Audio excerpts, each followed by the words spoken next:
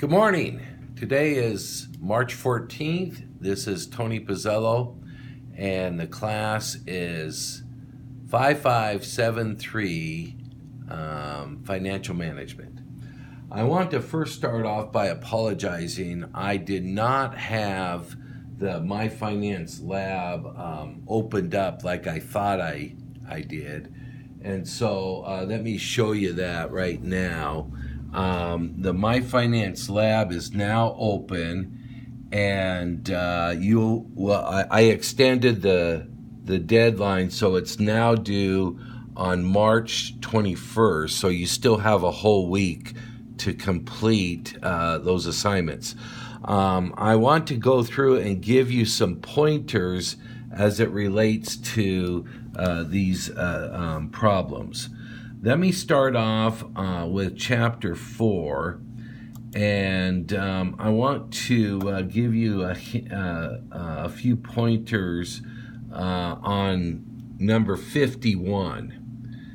And for 51, you need to use the perpetuity formula, and this would be a growing perpetuity. So the formula here that you want to look at is the present value of a growing perpetuity is equal to C divided by R minus G.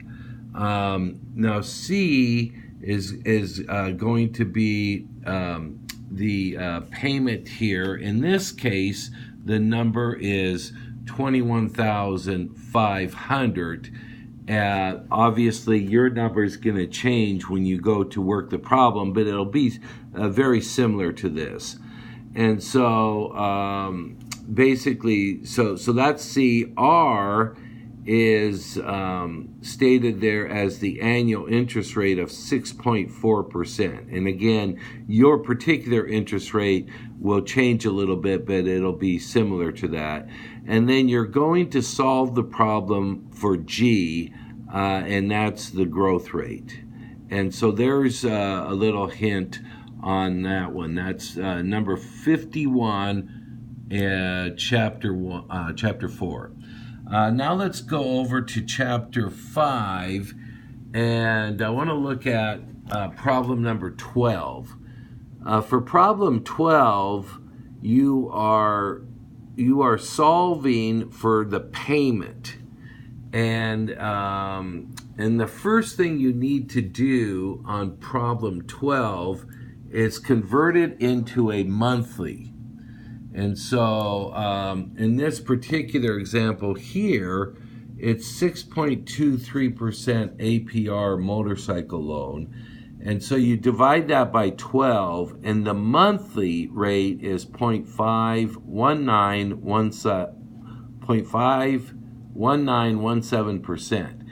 And now I can use that with this formula here to solve for the payment. Now, I would suggest you use Excel for this. And so the Excel formula is given right here. So you go to Excel and you open up formulas, and then under formulas you hit financial, and then scroll down under financial formulas to where you see PMT.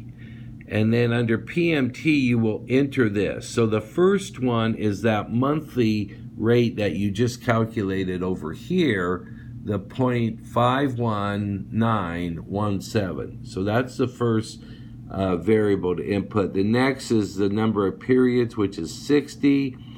And then you have a negative 9,000, which I believe that's the loan amount. Let's see. Yeah, if you need to borrow 9,000, so that's the negative 9,000, and then 0 is the future value, and so you calculate. And in this particular case, the payment came up to $174.96. Your payment will be slightly different based on the numbers the problem gives you. Okay, so that's Chapter 5 and number 12. I thought it'd be good to discuss that briefly. Here is a little information on problem 26. And basically, you're looking at a rate of inflation of 5%, and the nominal rate is being solved for. And so this is just a little hint on how to do that. Okay, the next thing I want to go to is chapter 6. And so in chapter 6, let me see if I can find this. Well, while I'm looking, oh, here it is.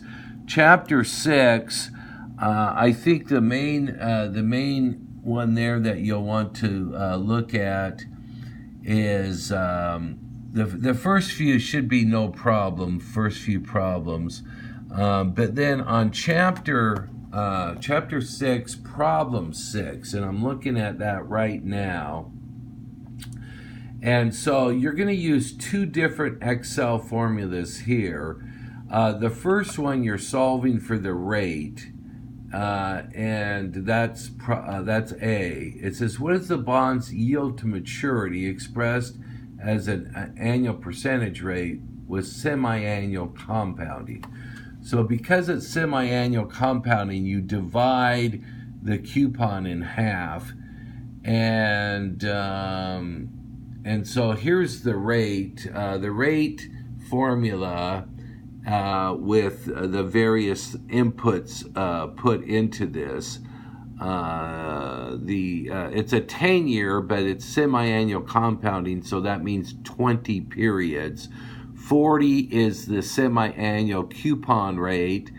1,034 is given as the trading price right now, 1,034.74, and like all bonds, it matures at $1,000. So for A, use the rate formula. Then we drop down to B, and for B, it says if the bond's yield to maturity changes to 9% APR, what will be the bond's price? So that's a present value formula using Excel. And you have to take the 9% divided by 2. So the first thing here, the rate is 4.5%. Again, semi-annual compounding, so we take the 9% divided by 2, that gives us 4.5%. I think the other things are similar to the previous problem. Okay, the next thing I want to go over is the two articles related to the discussion and the applied learning. So let's go to the first one we'll take a look at is FAMA. And the FAMA article, like I said on FAMA's first article assignment, I would read the introduction in the theme, and then drop down. That's just part Roman numeral 1 is the theme, and it ends on page 1576. Then go all the way to page 1607 and read the conclusions. So there's quite a few conclusions, but I think that would be very good reading for you. So the conclusions start on page 1607, and there's a few pages of those in the FAMA article. The next article is a very interesting article from the United Kingdom. It's called The Impact of Merger Activity on Executive Pay in the United Kingdom. This will be an article you'll want to skim for the discussion post.